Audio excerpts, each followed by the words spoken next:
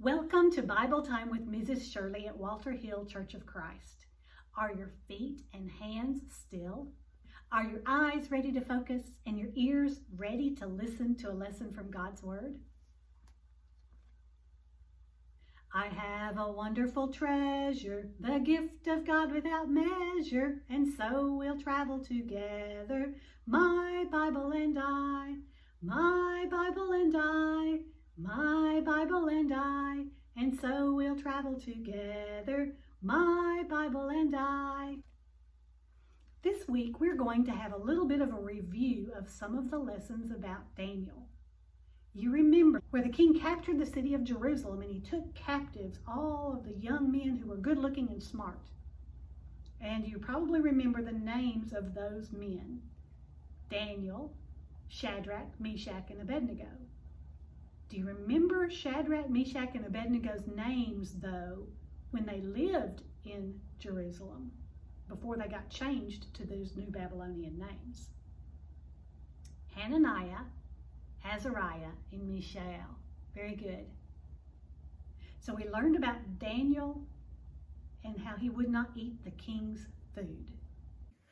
Daniel would not eat the king's food. Daniel would not eat the king's food. He didn't care what Nebuchadnezzar said. He ate vegetables instead. Daniel ate his veggies. Daniel ate his greens. Daniel ate all those healthy things. Daniel ate his veggies. Daniel ate his greens. Daniel ate healthy things. The next lesson we learned was how Daniel interpreted a dream for the king. King dreamed about a statue, and Daniel told him all about that statue. You, O king, were watching, and behold, a great image. This great image, whose splendor was excellent, stood before you, and its form was awesome. The image head was of fine gold, its chest and arms of silver, its belly and thighs of bronze, its legs of iron, its feet partly of iron and partly of clay. You watched while a stone was cut out without hands, which struck the image on its feet of iron and clay and broke them into pieces. Then the iron, the clay, the bronze, the silver, and the gold were crushed together and became like chaff from the summer threshing floors. The wind carried them away so that no trace of them was found, and the stone that struck the image became a great mountain. King Nebuchadnezzar liked this dream because it meant that he was the head of gold and he was a very good king. And he promoted Daniel. And Daniel was always in a high position among all of the kings and the rulers when he lived in Babylon. That's pretty impressive for someone who was taken as a captive. Later, Nebuchadnezzar decided to build a statue himself. I wonder if he got this idea from his dream of the statue with the golden head, because he made this giant gold statue. It may have resembled himself. And he wanted everyone to bow to the statue. And you remember that the three friends of Daniel would not bow. Nope. No way. Not gonna do it. But God rescued them from a fiery furnace. I see 4 men loose, walking in the midst of the fire, and they're not hurt, and the form of the fourth is like the Son of God. And King Nebuchadnezzar then said he would not allow anyone to ever say anything bad against Shadrach, Meshach, and Abednego's God. I know another song. You know another song? Yep, I bet you do too. It's Shadrach, Meshach, and Abednego. Oh, yeah, I know that one. All right, let's sing it. Shadrach, Meshach, Abednego, Daniel's 3 friends.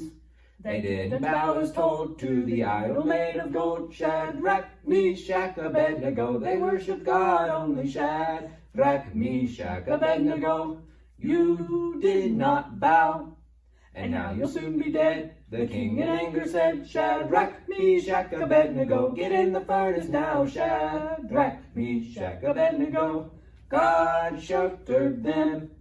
The king then looked inside, he saw they hadn't died. Shadrach, Meshach, Abednego, come out of the furnace now. Shadrach, Meshach, Abednego, your God is the Lord.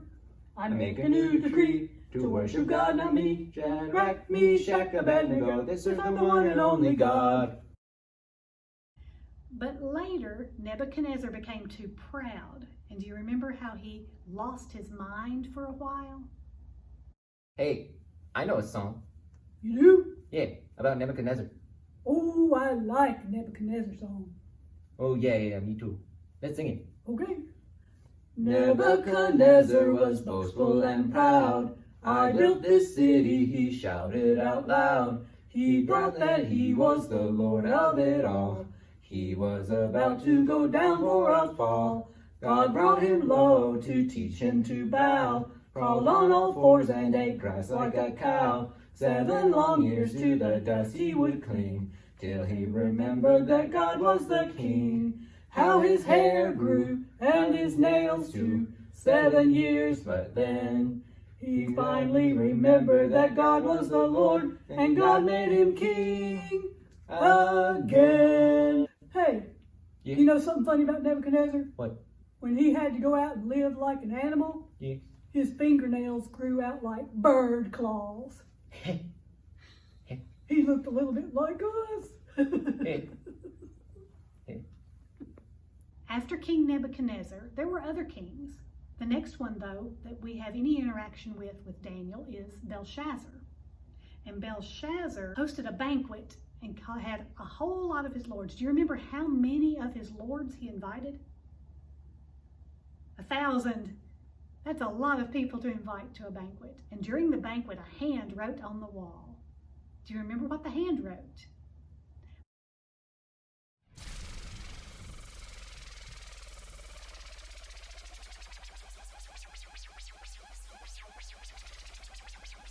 Then the king's countenance changed, and his thoughts troubled him, so that the joints of his hips were loosened, and his knees knocked against each other. Meeny, meeny, tekel, upharsin.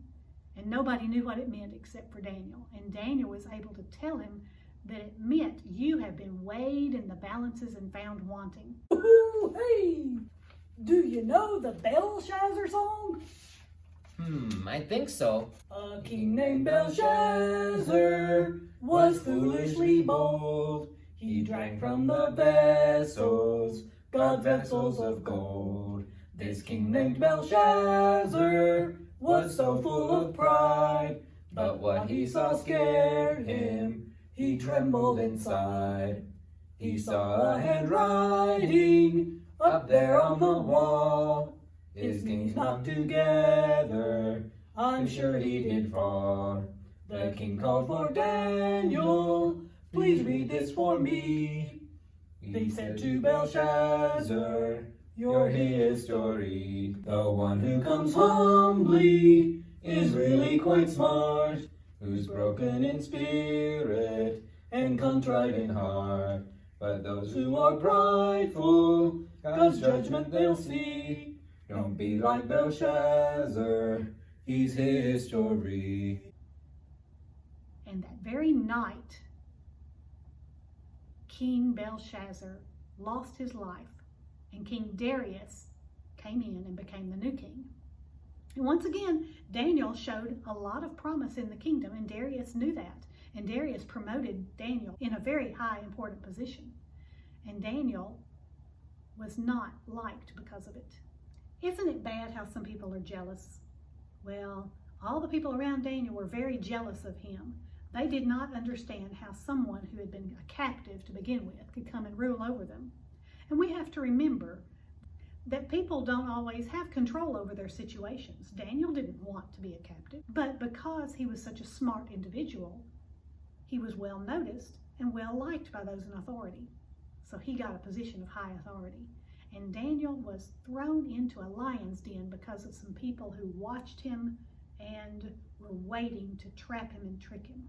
Daniel was a man of God, he was a Bible hero. He is called because he honored God through thick and thin. He didn't back down to save his skin, and the king sent Daniel down to the lion's den.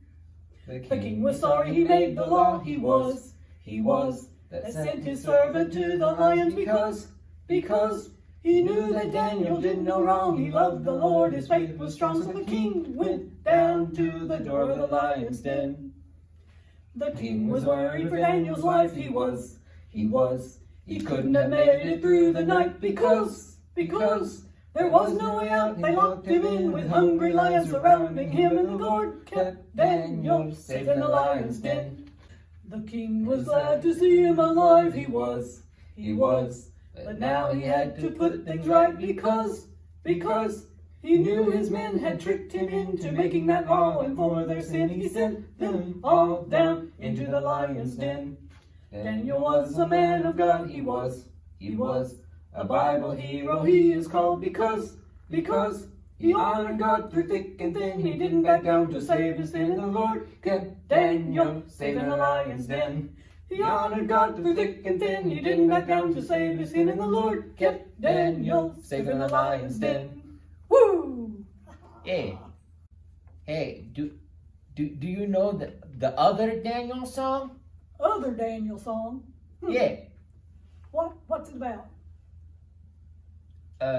Daniel. Oh, well, yeah, that makes sense. You start and I'll just chime right in. Okay. Daniel in the la la la la, Daniel in the la la la la, Daniel in the la la la la, Daniel in the lions, Daniel in the lions den. Yep, I know that one. Yeah. But Daniel, we know, interacted very much with King Nebuchadnezzar, King Belshazzar, and King Darius. And we learn a lot from Daniel with what it means to be brave and to do the best you can in whatever position you're in. Daniel was a man of prayer, daily prayed he 3 times, till one day they had him cast in the den of lions. Even then in the den, fear could not alarm him. God just shut the lion's mouth, so they could not harm him.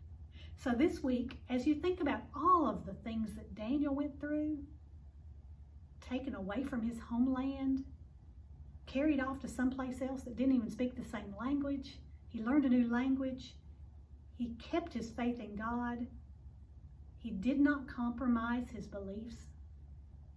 Daniel is someone we can all very much look up to.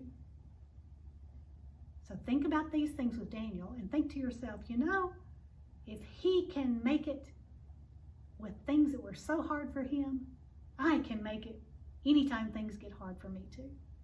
I hope you have a really good week.